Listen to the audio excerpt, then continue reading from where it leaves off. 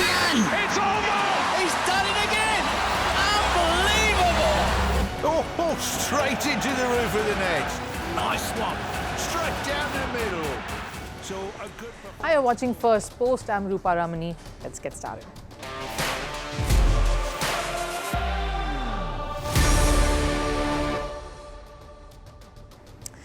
Right on the show today, Sunil Gavaskar does not hold back, blasts the West Indies cricket team for folding in the first test against India. But the bigger question is, how is test cricket being preserved at this rate? Are authorities doing enough to navigate the slump? Should ICC not devise India versus Pakistan cricket matches anymore? That's what some top experts strongly believe now. They say propaganda and politics is on display more than performance and intent. We bring you the complete picture. And protests in Morocco take center stage. The people are up in arms against the massive construction of a stadium that is going to cost millions of dollars for the 2030 World Cup. What's the real story, and is the plight of Moroccans falling on deaf ears? But first, the headlines on Sports 360.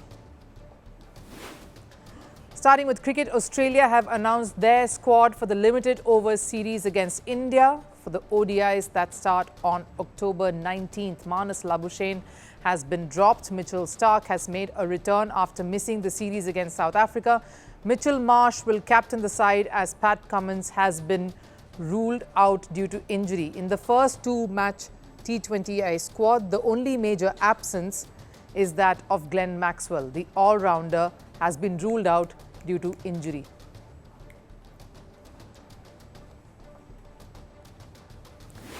Moving to updates from the Women's World Cup. After the heavy loss to England, South Africa bounced back with a dominant win over New Zealand. The Proteas beat the White Ferns by 6 wickets inside 41 overs, chasing 232 to win. Tasmin Britt scored 101 and surpassed Smriti Mandhana's record. With 5 centuries this year, she has scored the most hundreds in a calendar year, and with 1 win and 1 loss, South Africa are 5th on the points table. On to football. Europe's governing body UEFA has given a green light for Barcelona and AC Milan's league fixtures abroad. La Liga's Villarreal versus Barcelona is scheduled for the 20th of December in the US, while Serie A's AC Milan versus Como is set for February in Australia. While the FIFA is still mulling over a rule change, UEFA says these games will go ahead nevertheless. News from tennis. World number 3 Alexander Zverev has been knocked out of the Shanghai Masters round of 32. Unseeded Arthur Rinderknecht put up a spectacular show. The French player recovered from his first set loss to win the match 4-6, 6-3, 6-2.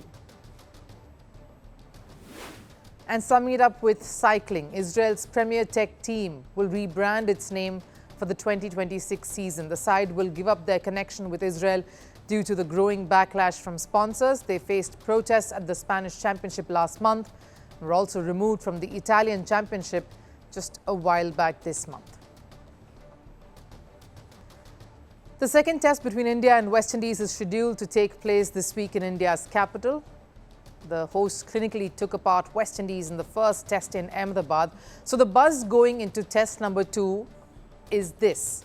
Is the series even required? Experts are wondering whether there is even a contest here. So what happened in the first test? West Indies in both their innings fell short by more than half of what India managed to rake up in one innings alone. The match got over in little over 2 days, enough time for the coach to get his boys together for a private dinner that's scheduled sometime this week before the start of the second test to celebrate a good start to the series and look forward to a comprehensive trouncing. But is that what test cricket should be? The first test in any series starting off that way only makes you wonder just where is the contest? Where's the intensity? Bumrah and Siraj were enough to derail the West Indies batters, and no one could trouble the Indian batters in their response, helping India get those crucial points in the ongoing WTC ending cycle, which is going to wrap up in 2027. Now, one man who never shies away from speaking his mind, especially on matters pertaining to cricket and the general health of the sport, lashed out after the first test concluded. In Ahmedabad, apart from Jade and Seals, the other two were simply trundlers, who looked more like net bowlers than international ones. Is this really the West Indies pace attack? Gavaskar may be biting harsh here, but he's right. West Indies did not show any fight. They did not show any character in that humiliating destruction of a loss. We all know that this West Indian outfit of the last few years is shades away from the fiery Windies of yesteryears. But to see this sort of a matchup when you talk of World Test Championship is indeed appalling. For a team that once boasted geniuses born once in a century and were way above normal human beings, there is simply nobody in this current team who looks like getting a million country miles close to them. But why are the other voices silent upon witnessing this? When the pitches on offer force a test to conclude early, the knives are all out. Why isn't there a healthy debate here? Not a blame game, just a dialogue at least on how to improve the health of the sport and encourage engagement and build that excitement for Test cricket. For years, ICC's biggest emotional cry has been the future of Tests. They want the sanctity of this format to persist, so future generations can be inspired to continue to be a part of this, to keep the wheel going. It's a format that they want to preserve clearly, and it's a format everyone reveres.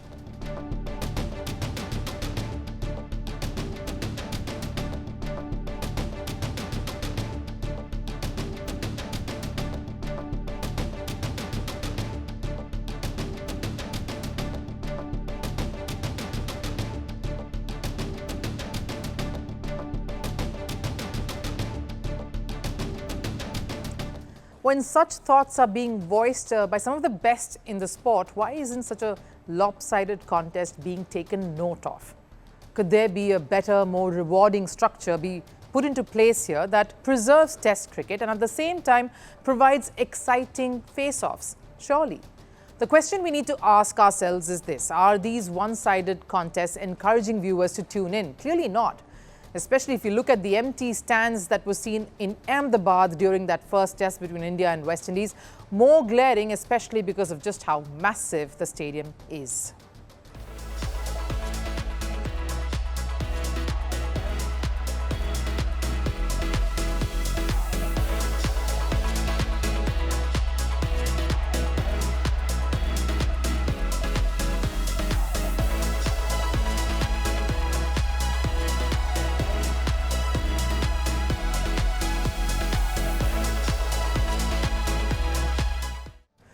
Will they come in though for more even battles that is well fought?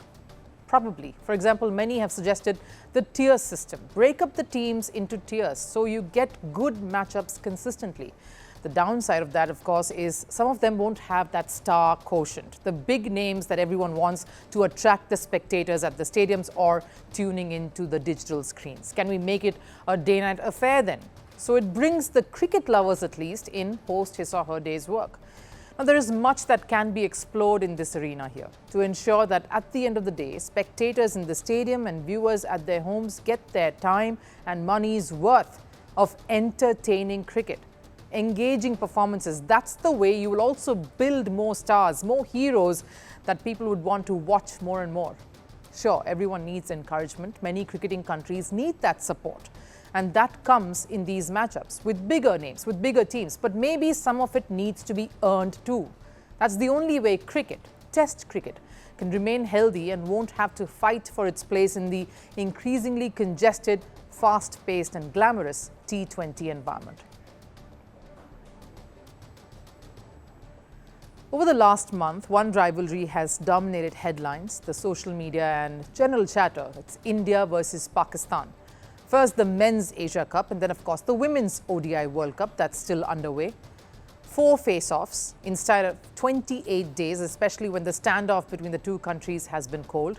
But the drama, infinite. And amid the frenzy, a serious question is echoing across cricket's corridors. Should India and Pakistan even continue playing each other? And this time, the call isn't coming from within the subcontinent, it's coming from England. Former English captain Michael Atherton has stoked a debate here. He's asking the ICC to stop organising India-Pakistan matches altogether, arguing that these contests are no longer about cricket, they're only becoming more about propaganda. If cricket was once the vehicle for diplomacy, it is now clearly a proxy for broader tensions and for propaganda. There is little justification for a serious sport to arrange tournament fixtures to suit its economic needs, and now that the rivalry is being exploited in other ways. Atherton's words sting, but he's not wrong. Cricket did use India and Pakistan for its economic needs. Once upon a time, this fixture was cricket's goldmine. Tickets, TV rights, packed stands, global hype. But today, that gold has lost its sheen. Only 1 out of the 3 Asia Cup games saw a full house, and that too the final, and not because of the rivalry.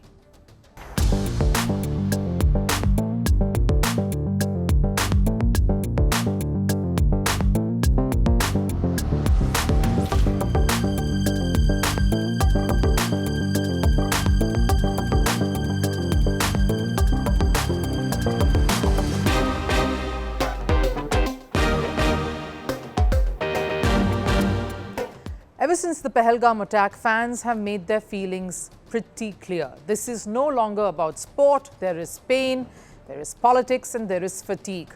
So why then do we keep forcing this contest? Because in the last 10 years, both the men's teams and the women's side have met on 10 occasions. Similar record, India winning 8 of them, Pakistan a rare 2 wins. The gap becomes more evident in one-day internationals. 10 years and Pakistan's men's side only 1 major win, the 2017 Champions Trophy final. That's it. For the women, 100% dominance of India. Pakistan haven't beaten India ever in this format. So what are we really watching, or what are we really going for? Or should we ask, why this forced hype? A cricketing contest or a manufactured rivalry to fill the balance sheets? Because when one side comes prepared with skill, with form, the talent, and the other comes armed with politics and provocation, it's no longer sport.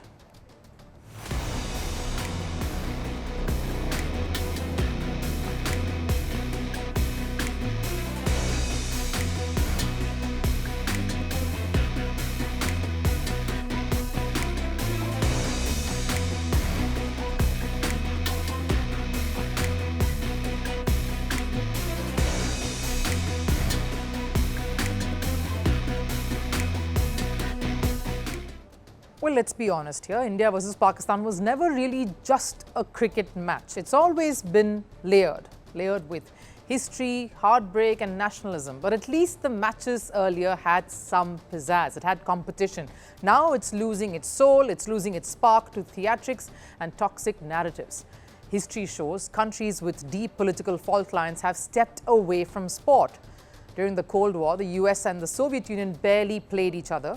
Israel doesn't face Palestine or Iran. Even China and Taiwan maintain separate sporting identities to avoid any friction. So why can't India and Pakistan do the same? Or at least until Pakistan elevates its sporting system. For the next broadcast rights cycle, the fixture draw before ICC events should be transparent, and if the two teams do not meet every time, so be it.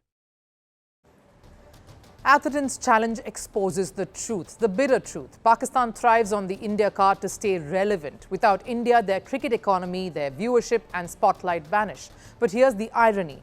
While Pakistan keeps using India to stay in the headlines, India doesn't even need the rivalry anymore. Today, the world's biggest cricketing battles are between India and Australia, India and England. Even India versus Afghanistan is a more interesting fixture. Those are genuine face-offs fought with talent, not tension. And maybe that's the future cricket deserves. Matches that elevate the sport, not exploit emotions. So maybe it's time to reimagine this rivalry in some way, not as a political spectacle, but as a sport that can one day truly symbolize peace. Until then, perhaps pressing pause isn't really surrender, it's just common sense. Morocco, the nation that captured the world's imagination in 2022 with its fairy tale FIFA World Cup semi-final run, is once again in the spotlight, but this time not for a football miracle, rather for the controversy surrounding its massive, high-stakes build-up to co-hosting the 2030 FIFA World Cup. Once hailed as the new heart of African football, Morocco is now facing a growing storm of criticism. Billions of dollars are being pumped into stadiums and other facilities, all to deliver what's being marketed as Africa's biggest ever sporting spectacle. But not everyone is applauding.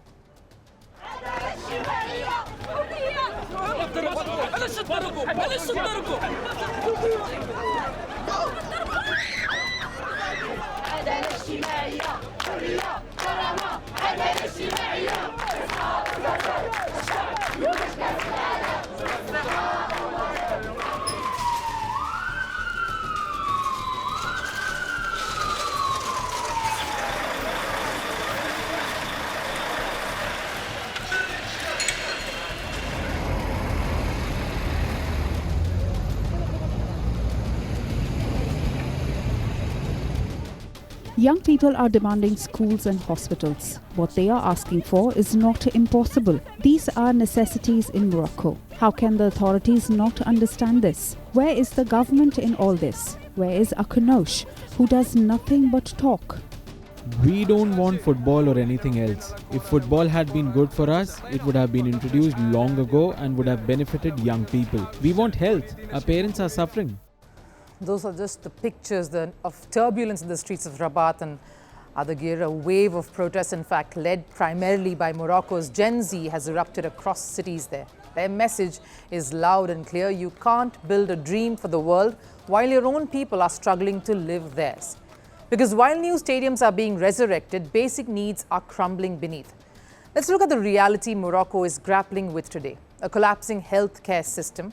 8 women recently lost their lives due to lack of maternity care. An education crisis. Thousands of students without proper classrooms or teachers. Unfulfilled promises. Many victims of the 2023 earthquake are still waiting for homes. So the question isn't just about football, it's about priorities. A country that can find billions to impress the world but struggles to provide basic healthcare, housing and education needs to ask itself, who is all this really for? Because this story isn't new. We've seen this play out time and again and across the world. Brazil spent over $25 billion on the 2014 World Cup and the 2016 Olympics. Today, many of those venues are abandoned, unkempt, paint peeling off, and local communities left behind in debt. Then came South Africa 2010, the pride of an entire continent. But more than a decade later, stadiums like Cape Town and Durban operate at heavy losses, while nearby communities still lack basic facilities. Even Greece 2004, hailed as the Olympic revival, turned into an economic nightmare with white elephant stadiums and financial collapse. And that's the fear in Morocco too. That in the race to dazzle the world, the country could repeat the very same mistakes, overbuild, overspend and underdeliver. The dream of global prestige could quickly turn into a hangover of debt and despair. But it doesn't have to be that way. Because we've also seen smarter examples in the recent past. Qatar 2022, the Football World Cup, a country with deep pockets, still made its stadiums a convertible, ensuring they could later serve as community centers. New York's T20 World Cup, yes, came under a lot of scrutiny, but the stadium, entirely temporary, built to be dismantled, not deserted. Tokyo 2020 and Paris 2024 both emphasized sustainability, reusability and community benefit. Paris, in fact, reused 95% of its venues, saving billions and preventing urban waste. Sure, their organization had massive hiccups, but at least the country isn't in debt. You got to find the middle ground. So why can't Morocco follow that model? Instead of pouring billions into new stadiums, it could renovate the existing ones, invest in local football academies, develop training programs, and ensure long-term employment for the people who actually build these structures. Because in the end, global events, well, they come and go. But the infrastructure that's left behind, that defines a country's legacy. For Morocco, this is a defining moment. It's not just about hosting the 2030 World Cup, it's about proving that Africa can host it responsibly. That a developing nation can chase global dreams without abandoning its own people in the process. Because true progress isn't measured in concrete and steel, it's measured in how many lives it uplifts. So as Morocco races against time, constructing stadiums, highways and rail lines, the world will be watching not just the opening ceremony in 2030, but the aftermath too. Will these stadiums echo with local football leagues or stand empty as monuments of misplaced ambition? Because history has taught us one thing: when the final whistle blows and the cameras leave, the only question that matters is, was it all worth it?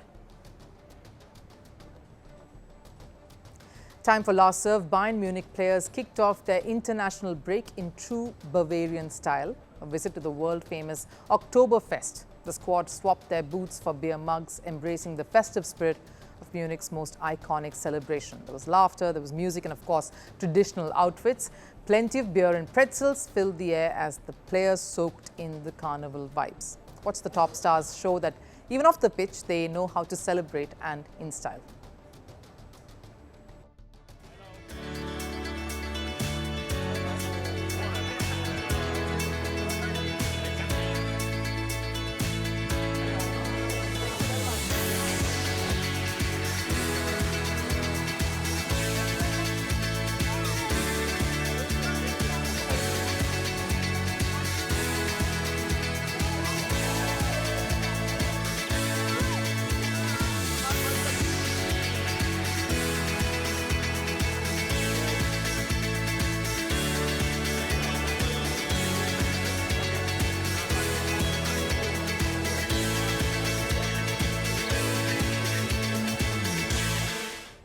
That wraps it up here on First Sports. I'll see you again tomorrow. Till then, do take care.